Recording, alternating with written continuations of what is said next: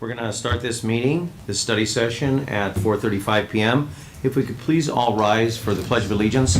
Mayor Pro Tem Crosby will lead us today. Put your hand over your heart. Ready, begin. I pledge allegiance to the flag of the United States of America and to the republic for which it stands, one nation, under God, indivisible, with liberty and justice for all. Roll call, Mr. Domer. Thank you, Mr. Mayor. Councilmember Castelfagita? Here, sir. Councilmember Johnson? Here. Councilmember Lau? Present. Mayor Pro Tem Crosby? Here. Mayor Hepburn? Present. And Mr. Mayor, just to announce, so for this special session, we are taping it for later broadcast, so it's not going out live right now, but LVTV is here and taping it. It will be on our YouTube channel for everybody to see after tonight. Beautiful. Thank you.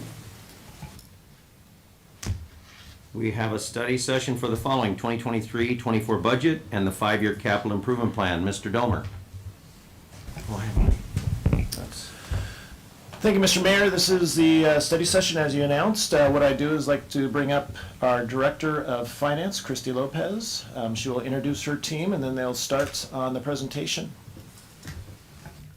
Good evening, Director Lopez. It's always a pleasure to see you. Thank you And very your much. team. Yes. Good evening, afternoon. I appreciate being able to come and present this to you. I will let them introduce themselves throughout, but right now we're going to go ahead and start with the overview of the 23-24 budget. So first off, we do have just a review of the budget process, and Isabella is actually going to go ahead and take that, so I'm going to have her come up.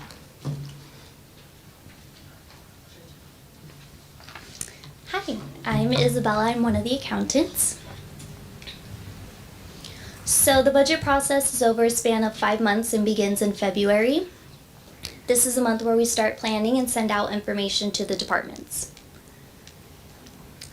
Then in March, Finance begins collecting data from the departments, such as payroll projections and expenditure and revenue estimates. In April is when we begin compiling the data, and we have our department meetings with the city manager. We also begin preparing our presentation for today's study session. So here we are in May at the budget study session. This is a high-level overview to get feedback from council to make sure we are on the right track. Throughout this month, we will also have the CIP and Measure LV review. And on May 22nd, we will have the budget book ready for council to review. June is the final month in the budget process. June 5th, that study session will be for departments to present their budgets. And June 19th is the adoption of the budget. And that concludes the budget process, and I will now hand it back to Christy to go over the 5-year forecast. Thank you very much.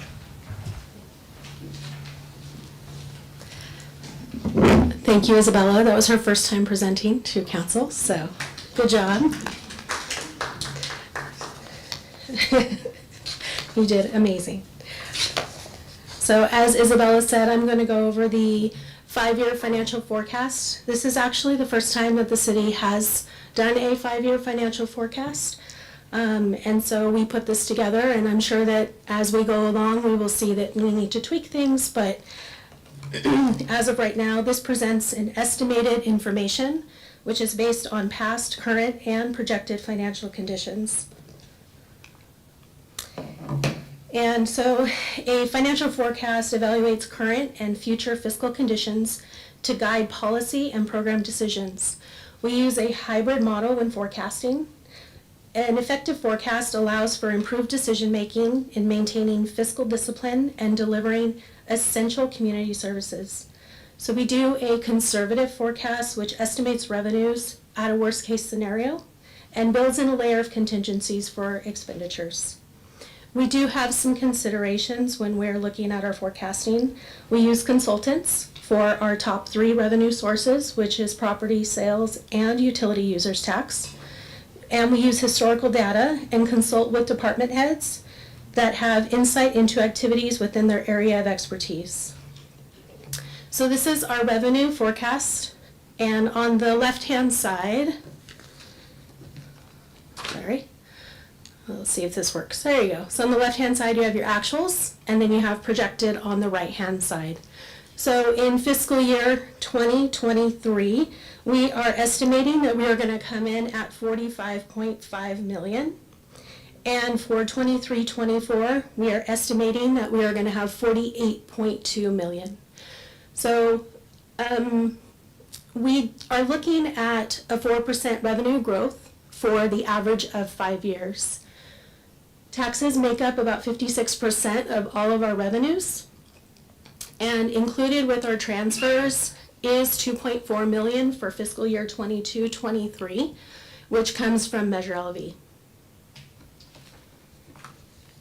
Now I will give it to Jesus to give you a deeper, oh yes, of course.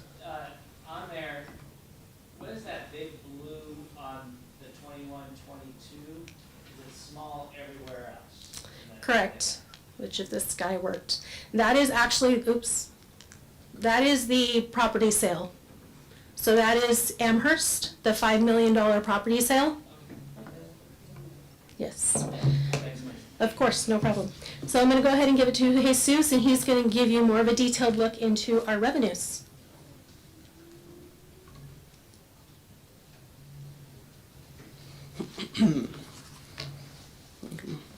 Thank you, Christy. I am Jesus. I'm another one of the accountants. And before you, I have presented property tax trends. In the green, we see 4 years of actuals, and in the orange, we see our projected property tax growth. Overall, we are estimating a slow but steady growth in property taxes. We really wanted to highlight this section because property tax accounts for over 60% of all taxes received by the city. Again, as I said earlier, we're expecting steady growth, and a big part of that is due to we're expecting this decline in home sales and overall flattening of median home prices. Now to go into a little more detail over property taxes. On the left-hand side, you see a comparison of how the city of Laverne compares to the overall county averages for increases in assessed values of homes. In fiscal year 2021 and 21-22, the city outpaced the county by far, whereas in 22-23, we're seeing that begin to match, and a big part of that is sort of resulting in, or sort of attributing to the slow growth in property taxes. And on the right-hand side, for our residents, one of our residents' favorite property taxes, 18%, as shown in that orange slice, comes back to the city. Those funds are used to pay for general city services such as police, fire, community services. Moving on to sales tax. Again, actuals in green and projected in the orange. Sales tax is our second largest revenue source in terms of taxes. We are expecting a very slow growth with this also. As you can see in 1920 and 2021, those property taxes decreased mainly due to the pandemic, and as restrictions started to lessen, we saw a big increase. However, that is expected to flatten out, and a big part of that is also just to the overall economic slowing down of the economy, and it's expected that unemployment rates will rise in California. Again, going more into detail about sales tax, this exercise shows for every $100 that residents pay, they're paying $10.25 in sales tax. We have a 10.25 sales tax rate in Laverne. And this is broken down into 6% going to the state, mainly to cover the California General Fund. 2.5 is going to LA County, mainly due to voter-approved measures. And 1.75 is staying in Laverne. Out of the entire 10.25 sales tax, only 1.75 is coming to Laverne, and 0.75 is due entirely to Measure LV. We hope that residents continue to shop in Laverne and help our sales tax increase. With that, I'll pass it on to Christy. Thank you very much. Thank you, Jesus. Also his first time presenting. Did great.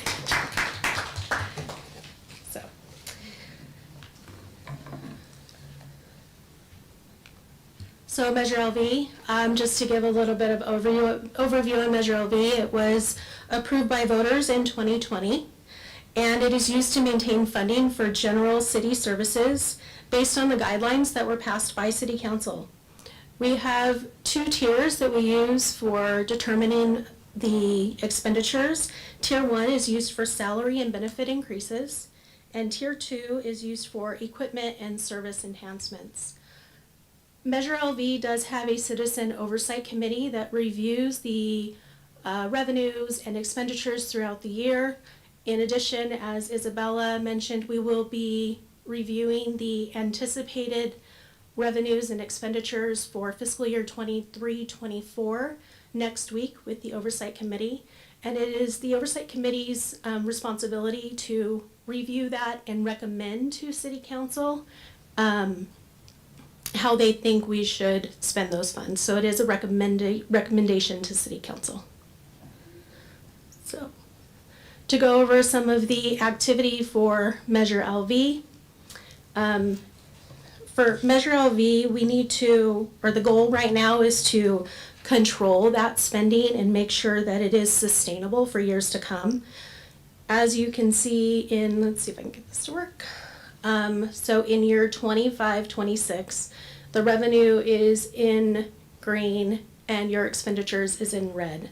So at 25-20 or 26-27, those lines cross and your expenditures are going to outpace your revenues. And that's really not something that we want to have, as we want to make sure that we can make Measure LV last as long as possible. And so we do have this amount up here, which is your fund balance. So we do have that, and that is going to close that gap in the event that our revenues do not keep pace with our expenditures.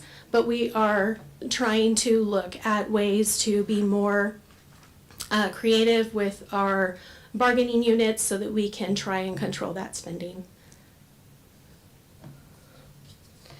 So now we're going to look at a high level of expenditures. So just like we did with our revenues, we are looking at a 5-year expenditure forecast. We have 3 different scenarios for you. We have a status quo, we have a preferred, and we have an ideal budget. And so what that is our status quo is really we look at the current year budget. So we look at 2023 or 22-23. And we look at what our current liabilities are as far as for personnel and our current contracts, so our existing contracts for services, and we look to see what our costs, what costs we have to pay. So there are going to be contracts that have increases built into them, and we have to cover those. So our status quo budget or status quo covers all of those costs.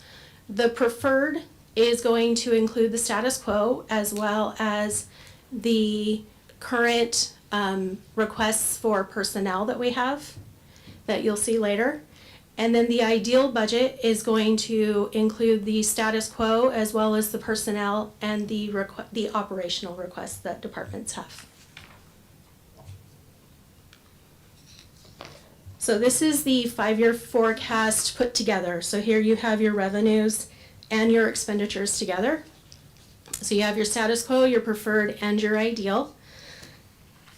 With the status quo budget, we are looking at having if it is how it stands today, we are estimating that we would have $360,000 of reserves. With the preferred budget, we would have to use $215,000 of reserves And with the ideal budget, we would have to use 1.5 million in reserves.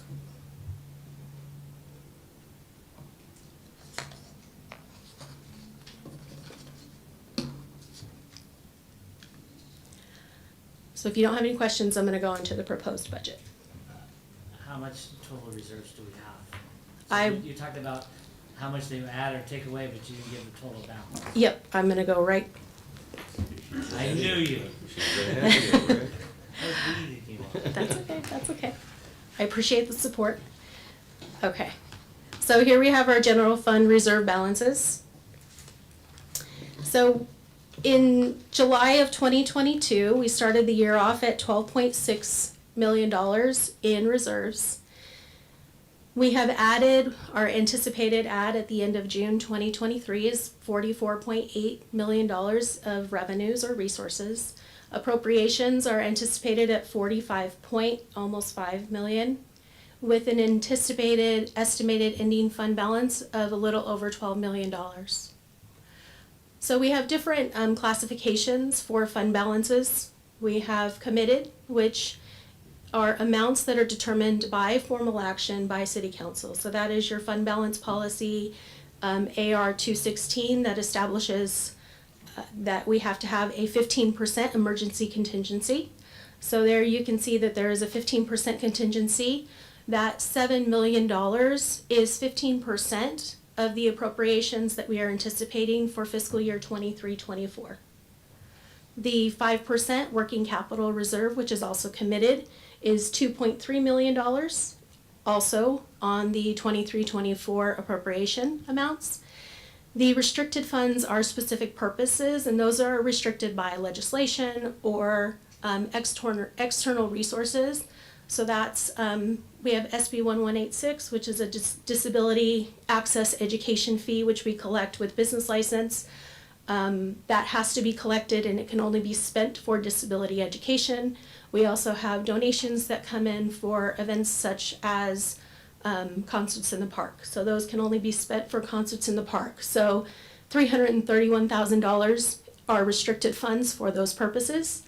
We lastly have assigned. Assigned is specific purpose which does not meet either committed or restricted. And we have benefit obligations of $1.9 million. And right now that is for the vacation and sick liability. So in the event that everybody decided to leave and we had to pay out that liability, we have 1.9 million set aside, which is about $500,000 less than what the liability is right now. But there's 1.9.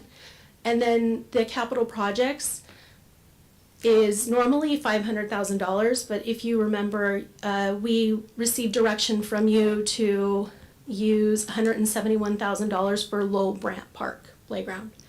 So that has reduced that capital projects number. Based on this, we are looking at using, or based on the 22-23 year end, we are looking at using about $619,000 from reserves. That is actually less than we had anticipated at mid-year, which was, I believe, $660,000. The majority of that is for prior year encumbrances, but we also had some police vehicles and partial funding for a police clerk.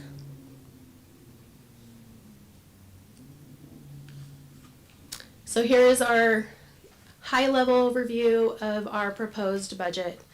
So this looks at just the expenditures for 23-24, and this gives you again those three different scenarios. So you have your status quo, your preferred, and your ideal. You can see up there you have your revenue that is 48.2, and then, and I'd have to go back. If you remember, it was $360,000 if we ended up getting direction to go with the status quo budget and of surplus, $200,000 for reserves for the preferred, and 1.5 that would need to come from reserves for the ideal.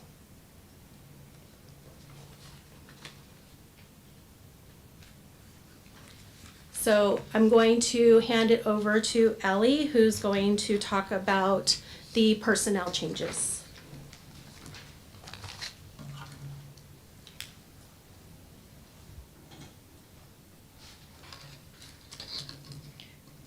Good afternoon. My name is Ellie Elizabeth, but I like to go by Ellie. And I'll go on with the personnel. So as Isabella noted earlier in the budget process, one of the steps involves the personnel changes and requests from departments. So starting off with administration, which includes city manager, city clerk, personnel, finance, and information systems. The department identified 2 vacancies totaling $209,000. And they have identified also 1 FTE request, which would be a change from a part-time to a full-time position for a total of $68,000, but that would be offset by savings in not renewing the Tropepi contract. For community development, they have not identified any vacancies, but they did note 1 FTE request from a part-time to a full-time admin clerk, and they noted that it would provide adequate coverage for the front counter to the public. That would total $39,803. Police has identified 3 vacancies, 1 which would be a police clerk, 1 and 2 corporal positions, for a total of $433,000, and they have not identified any new requests or upgrades. Public Works has identified 9 vacancies, of which 5 are part-times, for a total of $610,000, and there are 2 new requests. 1 would be a part-time to a full-time, the admin clerk, and then there would be a customer service rep that would go under water. That would reestablish the water leak detector program and repair efforts. And that would amount to $127,537. For community services, there are no vacancies. However, there is 1 upgrade, no FTE additions, just an upgrade. That would be a community services manager to a community services director for a total of $28,528. And finally, fire, they have identified 1 vacancy for a fire engineer paramedic for a total of $187,054. And they also have requested 3 additional FTEs, 3 additional firefighters for a total of $412,107. They noted that it would add a 4th person to Engine 2, and it would help meet their federal regulations. And I'll hand it back to Christy. Thank you. Thank you. Also, her first time presenting. I don't think they were super excited about having to present, but you guys did great. So. Okay, so what are the next steps from here? So the next steps is we do need feedback and direction from council regarding where we want to go, again, with that status quo, the preferred or the ideal. Just to kind of give you a review, the status quo is, it is what it is. It's the current year budget with the contractual increases. The preferred budget currently has the additional personnel requests that we have. And then the ideal budget has personnel and other operational requests that we have received from the departments. Staff will continue to develop the budget. It is a process. It's a living document right now. It may change. We're hoping that we got all of this, everything in there, but we are still looking through all of the numbers. And then we will return for the study session on June 5th, where the departments will present their budgets. And then we will have budget adoption on June 19th. So after that. And Mr. Mayor, I want to thank Christy and her team for doing a lot this year. It's been a tremendous year because of, as we talked about, the current year budget, where we've been, where we're going. And then one of the things that Christy did is, staff presented for the first time, but staff also were liaison to the different departments for the first time to get a better understanding of each department budget. And the department had a true liaison within the finance department to talk to and interact with. So it's good for Christie's staff, it's good for our departments. One of the things we did 3 weeks ago with budget meetings in the city manager's office, each department basically sat down from 2 to 3 hours, depending on the department. Maybe Yvonne's was the shortest at maybe I think 45 minutes, maybe, but 4 with Public Works. yeah, Public Works was a little bit longer, but a during little that bit time, we went over all the requests that you've seen, looked at revenues, looked at expenditures, asked a lot of questions. There were no yeses, there were no nos at the time. What I prefaced every meeting was that I'm here to listen, I'm here to ask. We're all going to work as a group, and I'm not going to say yes to any of your requests. Ultimately, what I need to do is present to you a balanced budget, and that's my aim. And tonight, we do want some direction as far as where you're seeing. What Christy talked about, the changing nature, the living document, truly is. Even the last week, there's been changes. Today, we were talking about, some of the grant requests that we have into state appropriations, federal appropriations. All these things will help us, but we do have to plan for it. And we do have projects like you'll hear when Meg goes over the CIP. We're looking at doing things a little bit differently to make sure that we're on spot, and that we actually accomplish what we're setting forth. In the year going forward, what I'd like to do is introduce a strategic planning or priority project setting session.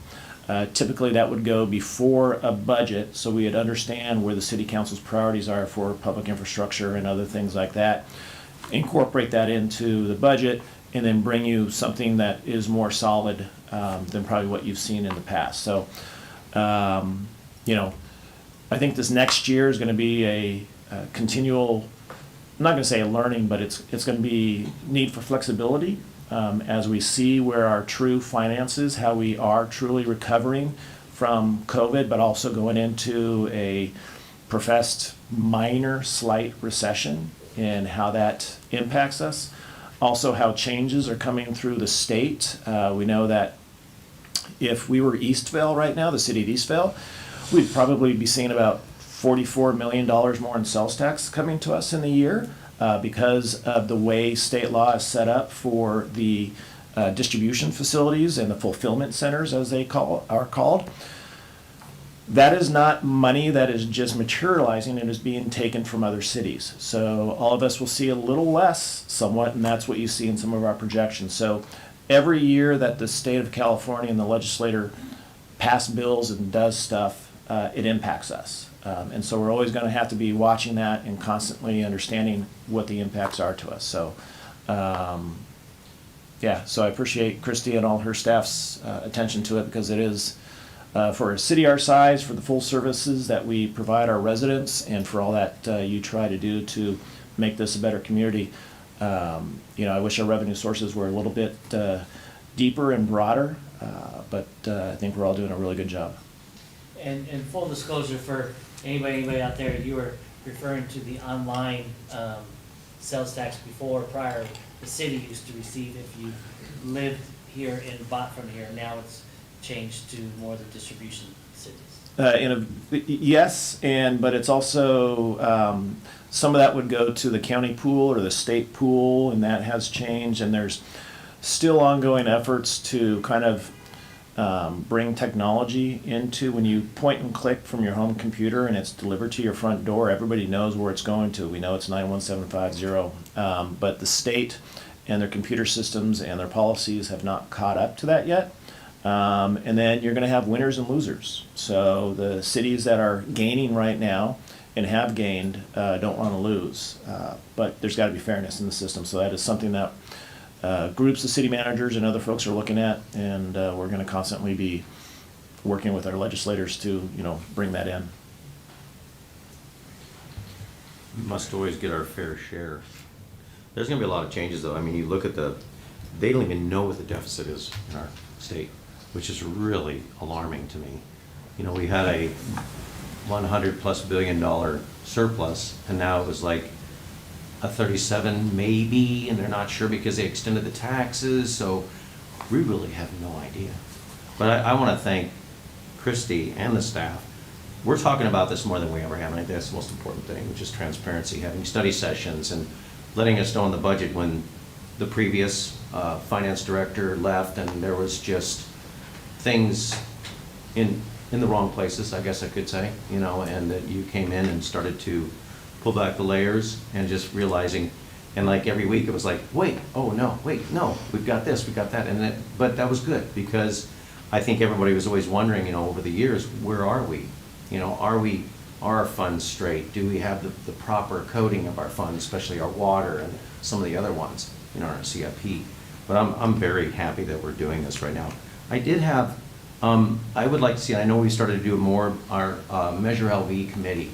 I would like to see personally that we, when they meet, I think it's the information that comes from them, a little more vocal, maybe have one of them come with you to address what's going on and how we are with Measure LV. I know that we've got that curve and we're gonna reach the max of that soon, but the discretionary part and just the communication that we have with the Measure LV, I know that most of us really didn't know what was going on with it. It's been pretty quiet, but now it's pretty active, and I think it's important that we really get some information from them. As far as your, now, we probably, or should we open this up to public comment? I mean, does anybody have any questions right now for Christy? You want to open this up to public comment, and then we come back and discuss it some more? Mr. Johnson? Was there a direction? Well, that's what I think. I think after, so basically, yeah, open it up to public comment, then bring it back to city council for discussions, for some more questions, and then there can be some direction provided. Mayor, you brought up the fact that, you know, the state had a huge surplus, potentially looking at a deficit, but they don't know. They did extend the property tax deadlines in the filing for all the sales tax and all that stuff.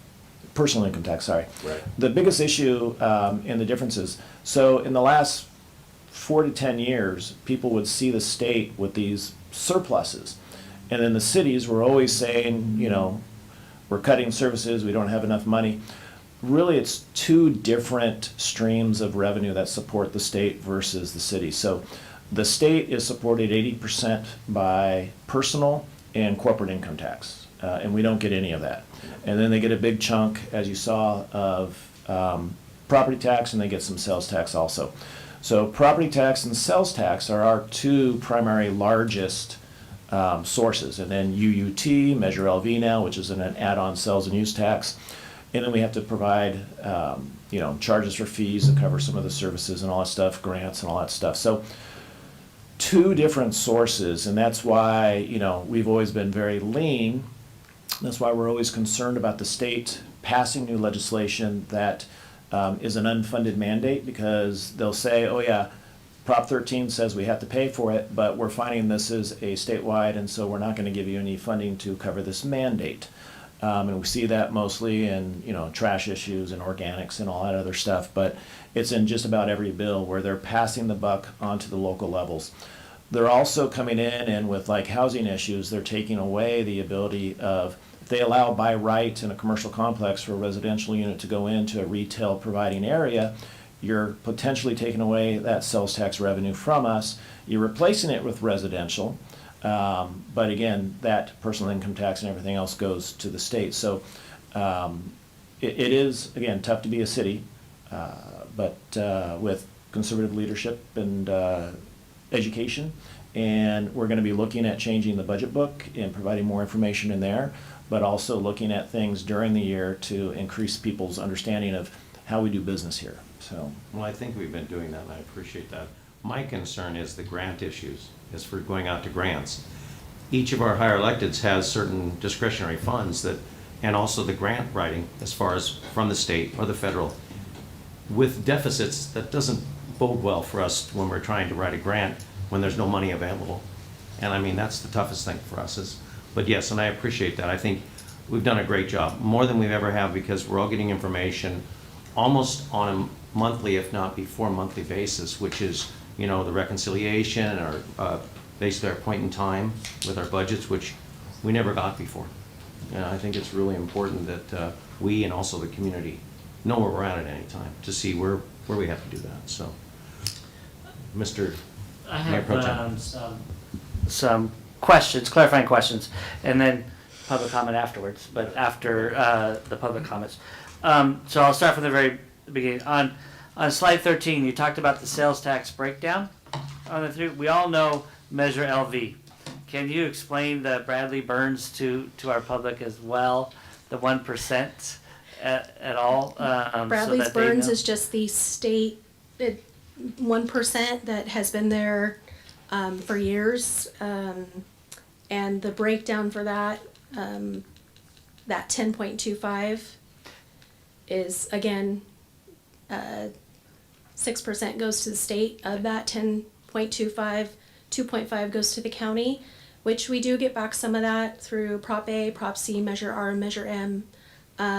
However, when that comes back to us, it's based, if I'm correct, it's based on our population, right? So if, you know, we buy more gas here, it doesn't mean that we get more money through this Prop A, Prop C, Measure R, Measure M. And then the city gets that 1.75%, and 0.75 is the Measure LV, obviously, but the Bradley Burns is just, I believe it's the law, and that's just what they called Historically, it. That's that's the who, name. I think, Those were who the two sponsored it. legislators who sponsored Yeah. the legislation, so kind of like Mello-Roos and everything else, so. I just want to make sure that people out there Yeah, no, heard of that course, as no well, so I problem. appreciate that. And then on our general fund balances, it was on 19. We talked about the reserve. So the estimated ending fund balance on 6/30/2023, the 12,025,000. To find out what percentage of ending fund balance we have, you divide that by our total amount of expenditures, which would be the appropriations. So I take that as we're at 26.4%. I'll trust you on that. I'd have to do it. But yeah. So, which was a reduction before the additional appropriations. If you did it just from the resources at 44, it was at 27.8% when we then added down the rest. I know since I've been on there, it's been above that. I think the highest we got to was almost 30, and just want to make sure that we are trying to keep our reserves as high as possible. So Yes, that is the goal, is to increase the reserves. As our expenses increase, our reserves are also going to increase because that is what we use to determine that amount. So we take our appropriations and multiply it by that 15%. And so just for an example, we are taking on, which we're getting back in revenue, but we're taking on $1 million for asset forfeiture that we're going to pre-fund, so that is increasing our reserves here. So we are getting those revenues back. It's not going to cost us anything. However, that does increase our fund balance. So as those revenue or expenses increase, then our reserves increase. And the last piece, thank you, on 21 with the personnel changes. When we have vacancies, not in police or fire or public works because they have to be covered through overtime and to get things fixed, but then if we have vacancies like in administration, if those vacancies are not filled, then those times aren't covered by overtime, or are they? No, so it depends on the position, Yeah. obviously. So, for example, one of the vacancies in administration is the senior accountant. So we're currently recruiting for that. But no, there's no overtime that's going to cover those positions. We include this because it is something that we could look at holding in the event that it came to that, or looking to see maybe the senior accountant isn't going to be funded until, or isn't going to be hired until January. So we would have a little bit of savings that maybe we could use for one-time expenses, not ongoing, but maybe we could use it and shift those expenses or those sources to one time. We never feed people with one-time money. No. Yeah, no. A good example of that also is in our information technology, we do have a vacant position, but we've been using the salary savings for a contract to provide support. So, yeah, we look at everything like that and how's it going to affect us? Do we delay recruitment? Do we fill it real quick because it's absolutely a needed position? So anytime there is a vacancy, the direction to the department director is to, look at that position, what was it providing, what is it responsible for, and then can you reorg your department for more efficiencies or effectiveness, or do we just go ahead and recruit real quick? And the requests for upgrades or for new people, those would be the in the preferred budget if those were granted. Correct, and we would obviously need to get you a listing of those, but it varies from one-time needs to, an increase in a contract. So I'm just using this as an example, not that we have this, but if we wanted to trim our trees instead of every 5 years, 6 years, or 4 years, right? So then we're gonna look to increase that contract and change it. So it's things like that the departments are requesting, that we would have to give you a list of. But with like the public works or the fire, those aren't contracts, those are people. So Right. those are more Exactly. ongoing. Yes, those would be Okay. ongoing, correct. Thank you. Yes. Any questions before we go to public comment? We're gonna open up public comment right now. Anybody wish to address on this subject to our finance director, Ms. Beauchamp?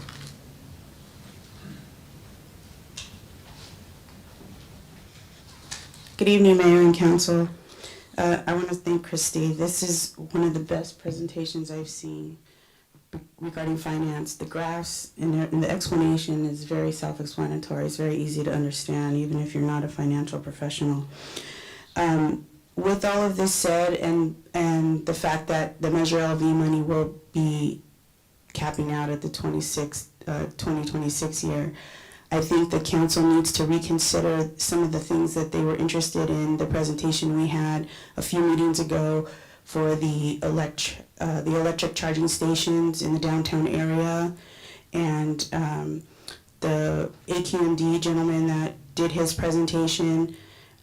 Those projects, I know the cities like to go forward in terms of green and energy conservation, but at the expense that it would cost, that would be making these numbers go even further into the negative. So I think that's something that this council needs to reconsider going forward. Also, when it comes time for the department heads to present their budgets, I just wonder if when it comes to police and fire, if there's any kind of savings that can be presented in terms of equipment. For example, we have the mutual aid agreement with LA County Fire. Because they are such a much larger agency, the truck that we purchased to exceed a 3rd-story building now, is there, if this housing project comes in at a 5-story, then what are we doing? We have to kind of think way in advance. It can't just be in this 5-year period. So I think these are things that the council needs to seriously consider going forward. Thank you. Thank you, Ms. Beauchamp. Anyone else wish to speak on this item? Come on up, Mr. Bowen.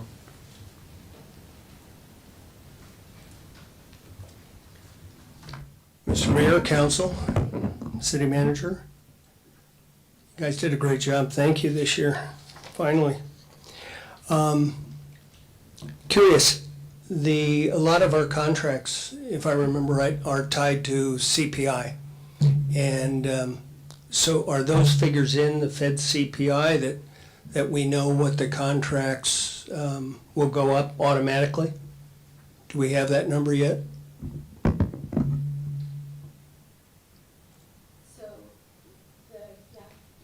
Yeah.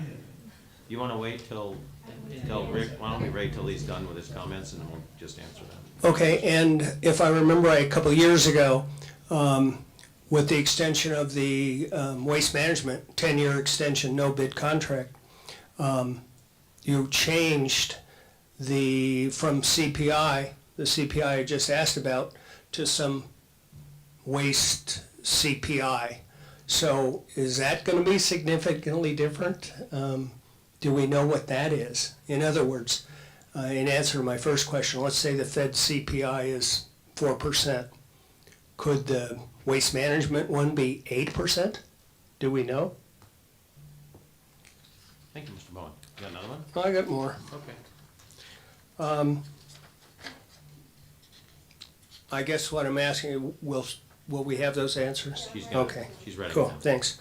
Also, I noticed that on the slide 9, the taxes, obviously, everything's, it's kind of hard to tell because they're, just little lines.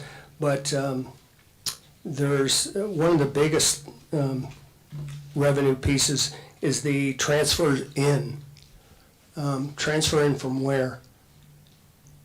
They seem to be the biggest chunk in growth, quite frankly, other than the taxes, which we know a lot are coming from LV, the measure LV. It's slide number 9, the 5-year revenue forecast. If you look at the top, again, maybe I'm reading it wrong, but it appears that the top segment is the fastest growing, and it says transfers in. Am I reading that right there? The top layer is transfer in, according to the legend. Transfer somewhere. Yeah, and Chrissy can answer that for you when Okay. we're done. And lastly, is the measure LV money. I think I went to that meeting. I think there's 8,200,000 projected to be in that, I think, starting July. And last year, I think 120,000 was allocated in the tier 2. And if I remember right, Christie said, and you correct me if I'm wrong, that anticipated being about the same amount, $120,000. So when you talk about citizens oversight, you're talking 240,000 out of 8.2 million. So I don't know if those figures are wrong or not, but it seems like the tier 2 oversight is so minimal. And I don't believe a lot of the citizens thought that was what the measure was for, thought there was more things built into that measure. That's it. Thank you. Thank you, Mr. Bowen.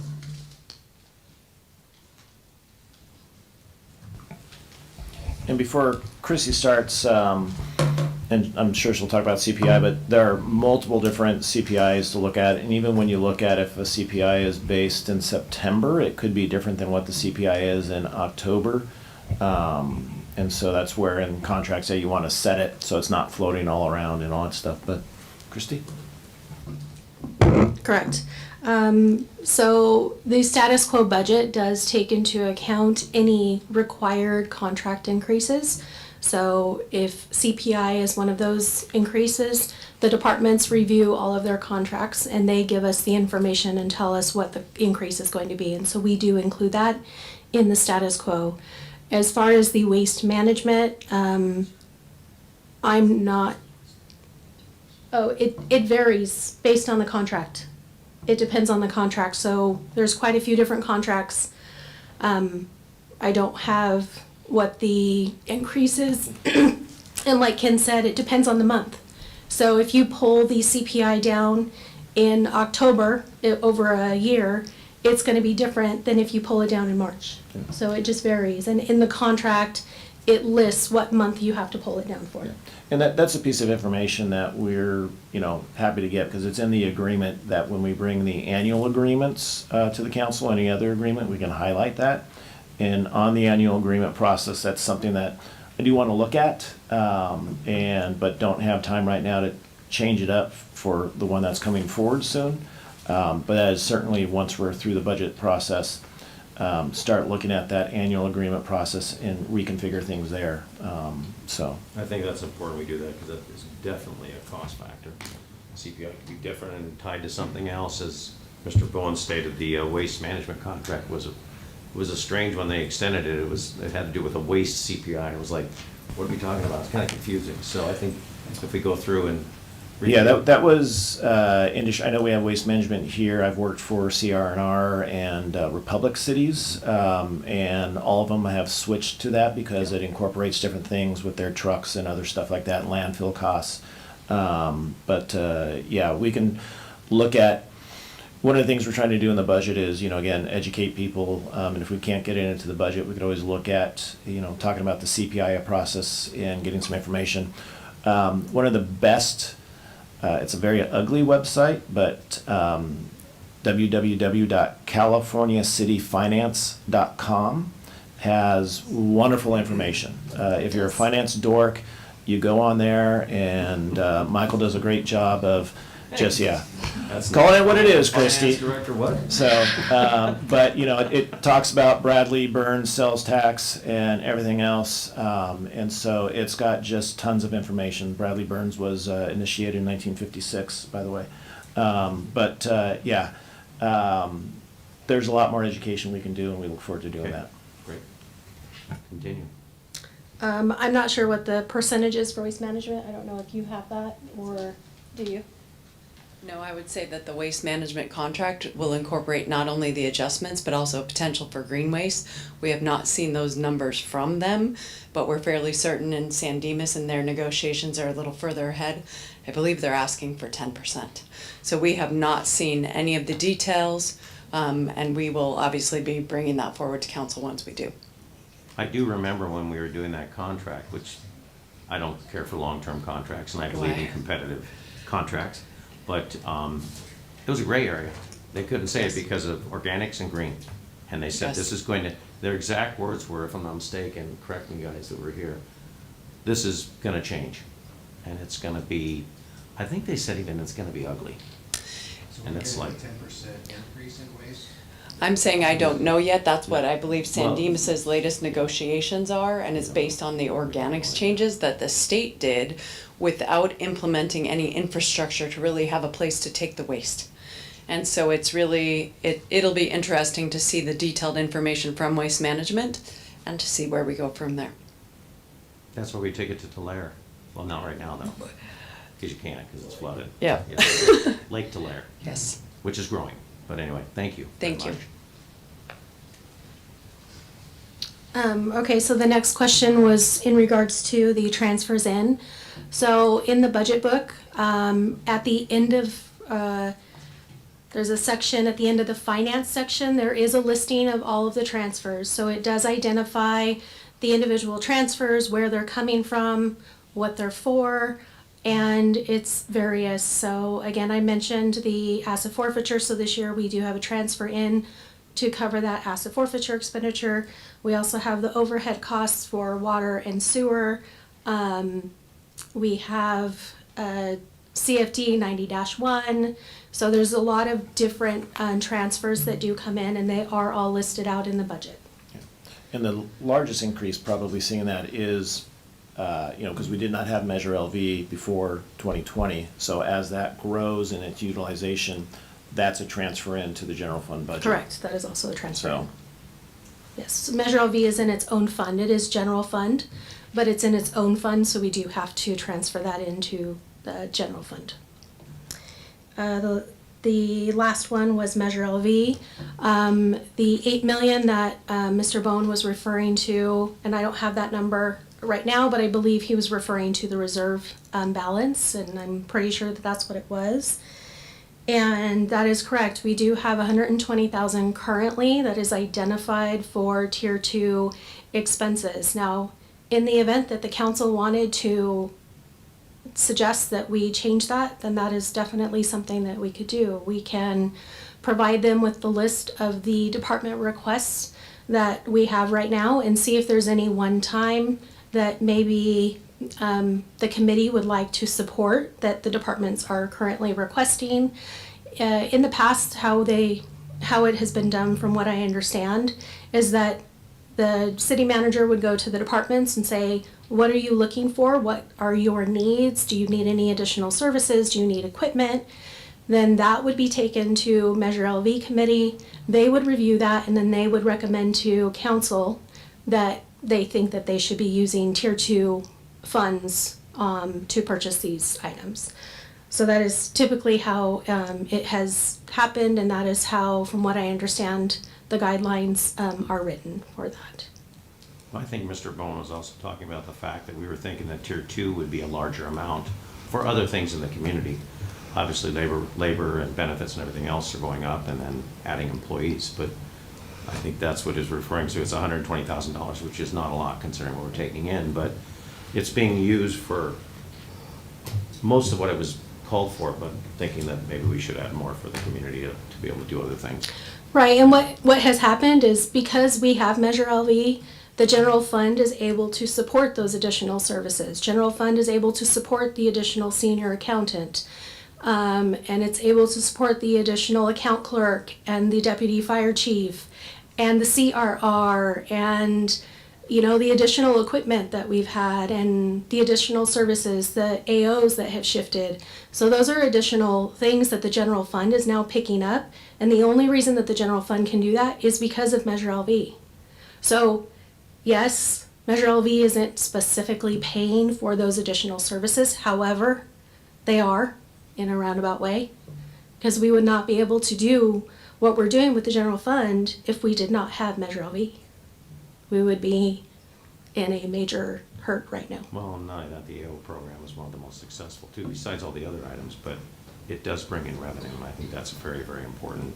And we have an ambulance service that we lend out to other people at a cost, obviously. Yes. It does, yes. Yes. Thank you. Any other public comments? Anybody on the screen? Oh, they're not on the screen. Never mind. Thank you, Christy. With that, we'll close public comment, bring it back to the dais. Questions, and- comments for staff? I just have a So question wait. as we're talking, but go ahead. Just a second. No. Well, we still need to review the CIP. Oh, I'm sorry. So, Well- before we move on. My Mr. favorite Wade, topic. Come on up. Yes, Yeah, sir. I didn't see, but yeah. You don't want to forget that. That's kind No, of we important. don't. Yes. Really important. Good evening. So basically, the capital improvement program, as you all know, it's rehabilitation, replacement, or new infrastructure. It's basically a 5-year planning tool with essentially the 1 year of funding that's a request from City Council. So and this is, you all know this, but their funding sources vary. General fund is the least restrictive fund, and because it funds all of our other services, there typically is not a lot of that to go towards parks and other things. We do have approximately $250,000 that gets transferred into our capital outlay fund for miscellaneous projects. And then we have the restricted revenues and sources, which is essentially they have to be utilized for specific purposes. So we have the Enhanced Infrastructure Financing District, which we know was developed for basically to encourage development around the Gold Line. And with that development, it's the infrastructure necessary to spur that development with the goal to ultimately have it bring in more property tax and enable the city to provide additional services. Then we have park development fees, which are developer impact fees that help us improve parks. We have sewer, which are from sewer water. They're all ratepayer funded for specific system improvements. We have the transportation funds that the finance team discussed, Prop A, Prop C, Measure M, Measure R. Those are all very specific purposes. And then we also have some grants and some earmarks, although with the state's current fiscal, we don't anticipate getting a lot this year. These are the fiscal year 22-23 approved projects, and I would like to recognize not only the Public Works team in kind of working through this process, but also finance and every other department that answers all my questions and helps me understand these projects a little bit further. But this is essentially information on the status of these current projects, because this is our starting point. These are the priorities that Council has already identified, and so we're looking at what the funding are related to these and also where they are. So the first one is the pavement management program, and the Price Hayes neighborhood is currently in design. The sidewalk rehabilitation is basically in design. It's citywide. Traffic 6 and sorry, 6 and D I thought it was me. crosswalk. I did shower. 6 and D crosswalk. We're actually talking to the COG because it's a rapid flashing beacon that gets installed, but you're not allowed to leave it in permanently. So we're talking to them about how to approach that project. Arrow Highway is an urban greening grant, which is essentially the eastern corridor of the city, but a lot of it is in the city of Pomona. We're working with them. It's a landscaping project in the medians. We think it'll come in over budget, meaning we need additional funding for it, so we'll be talking to Pomona about that. Then next is the EIFD. You all see on East Street and 2nd the improvements that are being made. We're really excited about the enhancements, not only the walking, it's the inviting people from the Gold Line to our downtown area. We have the pedestrian bridge, the initial phase, which is the design. We're close to completion of that design. The Fire Station 1 room addition, which is essentially for ADA compliance. We're in scope review right now, public safety security fencing. We're also in scope review and looking at how exactly to do that. We have the exterior parking lights. We're looking at how to phase that project and what we should do, again in scope review. EV charging. So this, as you know, we've had requirements for the infrastructure for all of our fleet to essentially become EV. So we are looking at a master plan of that site to determine exactly how we place the infrastructure and what we do there with our fleet. Downtown tree lighting, phase 1, we're doing a scope review. This is essentially taking the tree lights that are out and expanding it out further into the community. It will take electrical drops as well as irrigation, so it will be significant and costly, and we're looking at that. We also have the Monero Square, which is essentially completed, and you may have seen the exciting fountain on recently, so we're excited about that. We're in the final punch list items. The Aquatic Center, we have bid it previously, and because we were working to make sure that we stayed within kind of working around the schedules of our partner agencies, the bids came in higher than we could afford, and so we're rescoping and rebidding that project, hoping to have a slightly lower cost, but we still anticipate the need for additional funds. Then we have the Los Flores shade structures, and again, it's a contract is awarded. Los Flores restroom south, we believe that with the utilities and other drainage needs there, that we're going to need additional funding for those projects as well. The scope review is underway for the tennis court surfacing and lighting. The Lowell Brandt playground equipment, it's been awarded. And then we have the Lowell Brandt basketball court lighting, which bids are in process. And the annual sewer and water line, that's almost a placeholder. Then we have the Plateau Summit water line, and this is definitely a priority for us. We were out on site looking at the challenges of that particular installation, but we do believe that we have enough funding for that. And then the Live Oak generator is currently underway in terms of scoping. NPDES was an implementation project in the amount of $350,000. So essentially, from a CIP project prioritization, the first thing is to look at the projects that we have in hand and look at the additional needs that we have with them. So we're reviewing that. So with Arrow Highway, we believe that we will need additional funding. With the Aquatic Center, we believe we'll need up to $800,000. Now we partner with ULB as well as Bonita Unified for that project, but for us, we'll also need to upfront that money. The Los Flores Park South restrooms, we believe will need another $480,000. The final stormwater project, it was previously funded with sewer money as well as general fund. We believe that it should come from Measure W, and also we want to do a kind of a master planning effort to make sure we're spending that money wisely. So we're planning on defunding that project, redirecting that money into general fund and also sewer. So that's kind of our first phase of prioritization, is looking at what's on the docket and looking at where we need to go. So, I'm sorry. Yes. Mm-hmm. The aquatic center pool, that's an $800,000 additional to the other $800,000? We believe it'll be about a 1.5, so each partner will share 500,000. Now separately, we are working to potentially get an earmark, so Ken could maybe speak to that. Well, and part of that also is that we're fronting the money, and then it's a reimbursement. So we have to have the money in order to expend it, and then we'll get reimbursed by the two other entities. But we do have several grant and appropriation requests in for helping out all three. And the partnership between Bonita Unified, ULV and us, is one of the reasons why they looked at it and said, oh, it's not just one city, it's a regional partnership that is doing this. So we're hopeful, but that's the bird in the bush, and if we have a bird in the hand, then we have to plan for that. The Carroll Highway project, does that Yes. include repaving? It does not. So when we're looking at future planning, that's one of the things we're talking about. What are the major streets that need to be, we're gonna need some significant investment dollars in, and so how do we start setting them aside in terms of our annual pavement programs? And that's essentially the next process. So these charts just show you, the bottom chart on the left was just the ARPA prioritization that already occurred with council. And then on the right, those are some of the projects that we're looking to potentially propose next year. But really, again, working with finance and just Christy, thank you so much, to determine how much money we have in each one of these, not only restricted, but also general fund, to bring back a plan for you. And the goal is to bring back that plan on June 5th to prioritize the projects and also show you the funding sources that we have available to us. All right, okay, I got my question now. So make sure Yes. I interrupt the process here.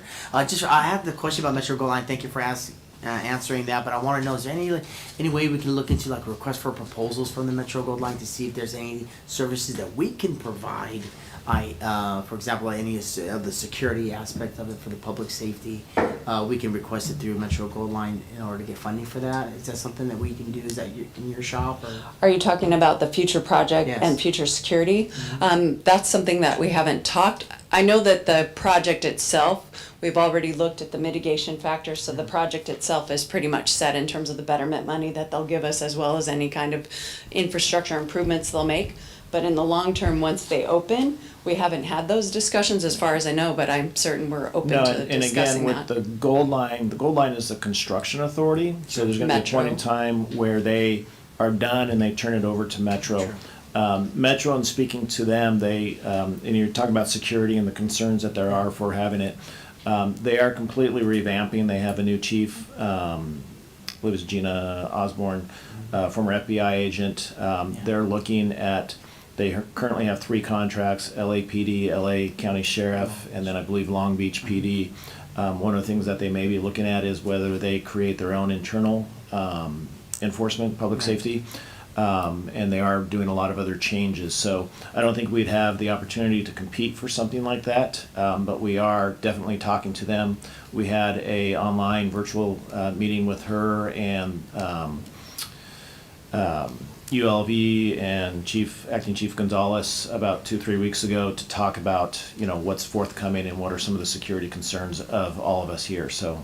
Because I know they went back and forth as far as the different contracts that they had, and they had a request for proposals that they wanted to get some of the other local cities to have that patrol aspect of it, and they were going to fund it and give some money.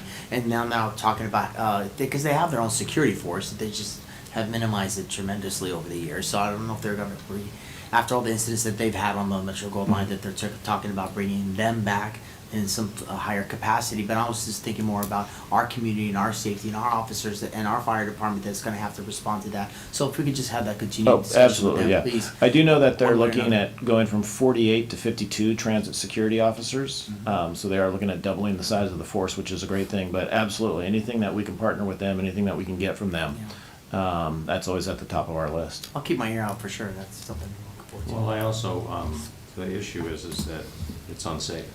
Oh, it's horrible. And the problem is when it comes to Laverne, if they don't address these, it's still unsafe.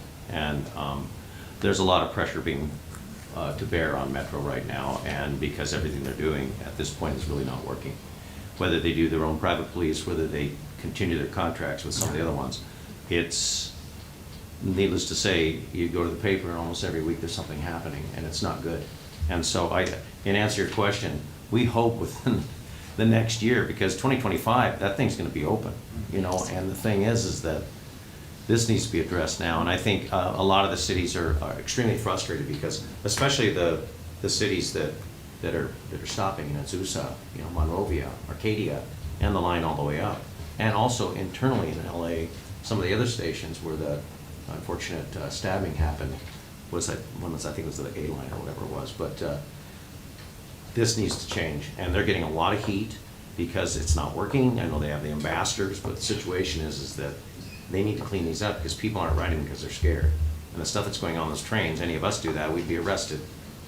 Sad reality, and they need to change. And they know that. Yeah, they know that. And it's part of the gold line, and they're very vocal about it. So, anyway.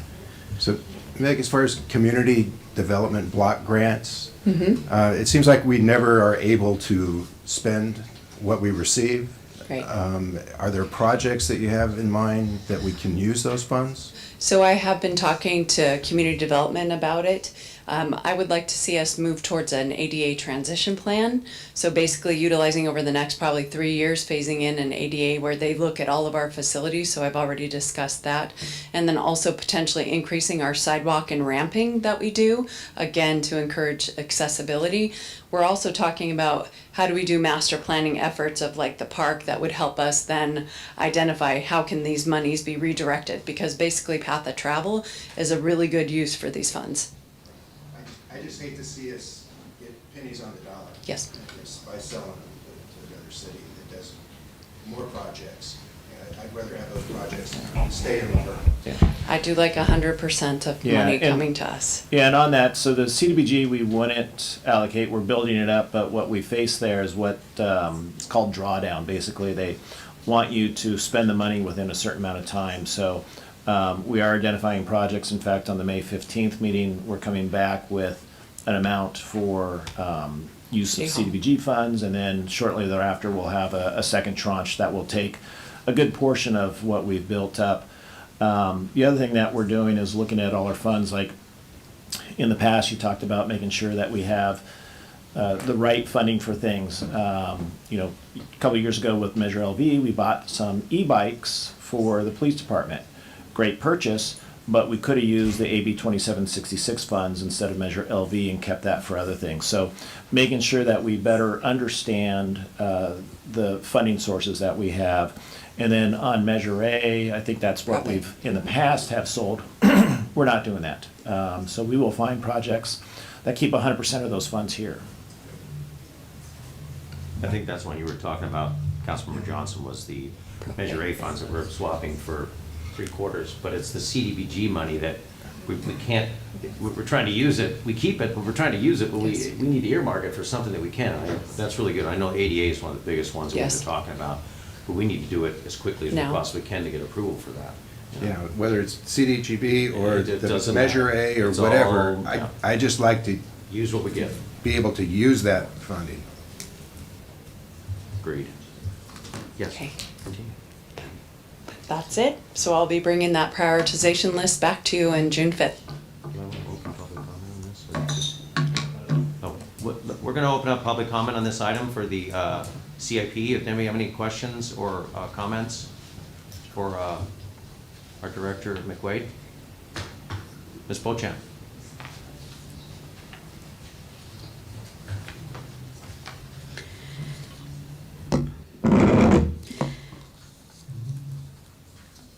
I'm concerned with the population that the Gold Line will be bringing into our city. The city is literally rolling out a red carpet and directing them to the downtown area in Monero Square with the landscape redevelopment, the lighting, the trees. Why are we spending this money? I know the objective was to appeal to potential students and people that will be utilizing university services and education, but we have to be realistic in our expectations and use the statistic and the data that's provided by other cities that have already experienced dealing with Gold Line population. And we see what is happening right now with the Blue Line, where it ends in Long Beach.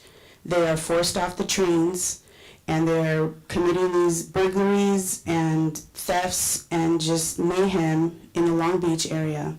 I'm very good friends with a detective for Long Beach Police Department, and she says the crime is growing exponentially. So until those funds, additional funds to extend the Gold Line to other cities, Pomona Laverne will be the end of the line. And we're literally gonna spend hundreds of thousands, if not millions of dollars to just come right into downtown, and we're gonna open the door and lead them to the businesses that support our city. And at what cost? Some of these businesses will not be able to stay in business because they're gonna have to deal with vandalism and, other issues. And so I think that money could be better utilized elsewhere. It's unfortunate, but it's the cards that were dealt. You decided to have that station in our city, and I think that is something that really needs to seriously be considered. I mean, I'll tell you that statistic that Chief Flores presented to us, and she said she spoke to the Chief of Police of City of Arcadia. Once they opened their station, they had a 400% increase into their phone calls to their police department. So I'm sure those are going to be the numbers that our department is going to have to deal with. If not, other services, the host program, and maybe the fire department as well. For medical, drug overdoses and whatnot. So I really think that, yes, we all want our city to look wonderful, and it does. It can always be better, but we're spending this money going to be for homeless, drug addicts, mentally unstable people that will be coming in on this gold line. So I really wish that the city would reconsider that. Also, that $800,000, why is it on the aquatic center? Why are we fronting the money, especially if the university is using it just as much as the high school?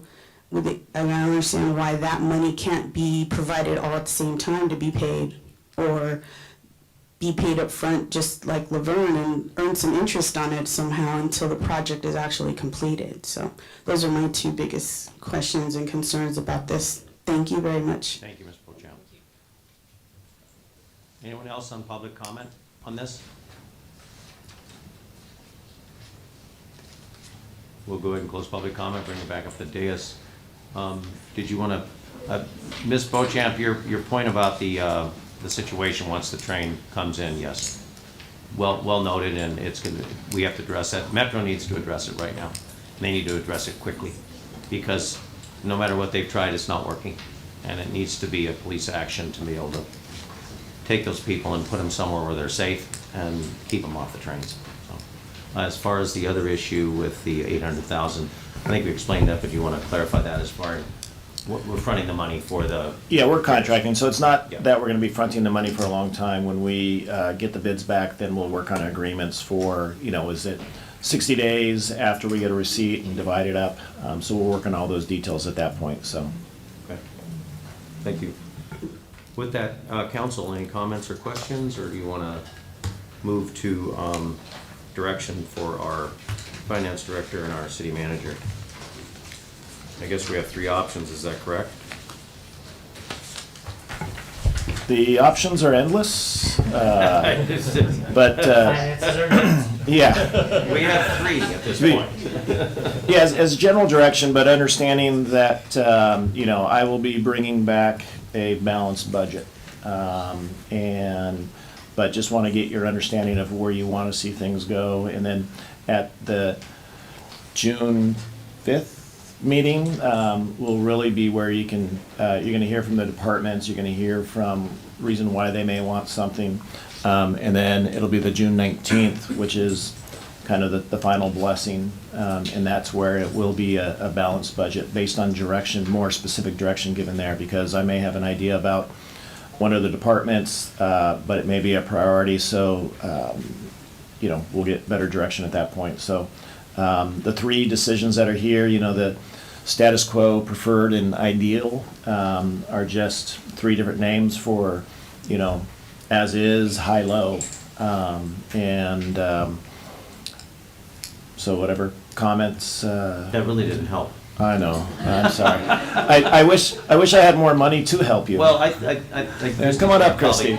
I think what we want to do is we want to wait till our budget comes and we see what the requests are from all of our different departments. That, I mean, obviously we'd like to fund everything, and we would like to, I'm speaking for council, but we would like to fund everything, but I think we really need to see the budget and the requests and what the requests are. This is not the final decision. No, it's just but direction from us. No, it's not. No. And so I would make a motion that we go with the preferred option at this point in time, and then let finance and the city manager come back to us and make whatever changes are necessary to keep us in the black. Right, and at the time when the departments come back, they will give you, good reason and explanation as to why they need the additional requests that they are asking for. And obviously, that is up to council. So we are just giving you an overview of where we are at this point, so that you aren't surprised with, the $1.5 million of reserve asks. And that's what my concerns, when I first got on city council, our reserves were about 29%. If now we're saying like 26.5%, that we've been digging in. And I believe we dig in reserves when we have a rainy day. We had some rainy days through COVID and to get there. So I understand the spending, but we need to go back to making sure that we're building those, and that because the next rainy day comes faster.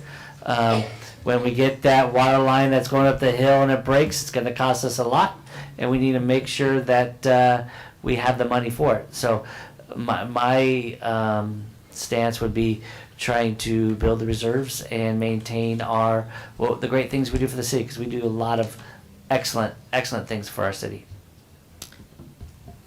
So my comments on this would be, first, thank you for going through this process, for pulling everything together. Thank you to the department heads for participating in this process. I think that knowing the whole picture and having a little bit more clarity in how things are, I think gives perspective to the different departments as well as when they're asking for money, because then it's not just a siloed ask, right? It's understanding what part does that play in the big picture, and that's what I would hope that the department heads would continue to do as they're looking, that they're not just looking out for their own unit, but really partnering with their liaisons and understanding what is the bigger picture and what is my role in it.